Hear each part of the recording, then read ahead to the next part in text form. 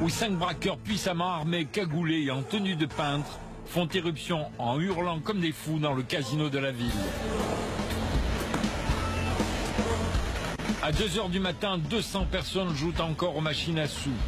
Les malfaiteurs n'hésitent pas à tirer en l'air la Kalachnikov pour disperser la foule. Comme à Global Cash, les voleurs s'attaquent aux baies vitrées des caisses avec une disqueuse thermique. Le chef du commando donne même des ordres pour inciter ses complices à aller plus vite.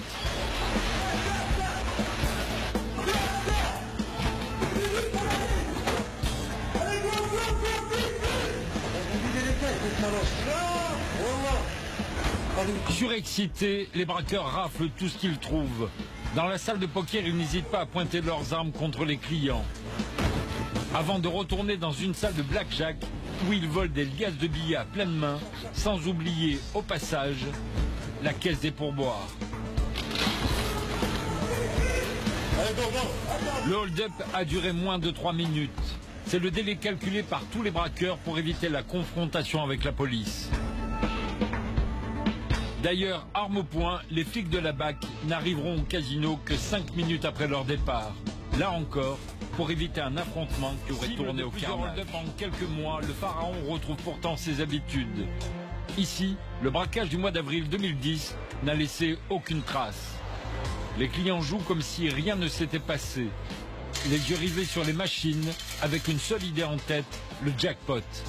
Mais pour les employés du casino, cette nuit-là, c'est une nuit de peur. Surtout pour Fabien, le premier à avoir déboulé un commando hystérique. Je vois ces personnes surgir, donc ça fait énormément de bruit. Et moi, je me sauve au plus vite, en fait. Je pars et je me mets par terre derrière le vestiaire, en fait. Je me baisse. Et on les entend donc rentrer à grande vitesse, courir en bas. On entend le coup de feu qui tire au niveau des caisses, donc on ne sait pas concrètement qu'est-ce qui s'est passé. Et ma collègue et moi partons vers l'extérieur. On prend la décision de sortir du casino pour pas avoir à les reconfronter au moment où ils sortiraient, quoi. Dans la régie vidéo, Franck filme tout. À sa disposition 96 caméras et au bout du compte un film réalisé cette nuit-là comme un polar. Ils vont dans plusieurs secteurs, donc moi je les capte dans plusieurs secteurs pour pouvoir avoir après le maximum d'informations. Honnêtement, c'est pas un rêve, mais c'est un cauchemar. On se dit c'est pas possible. Il n'y a que dans les films qu'on voit ça.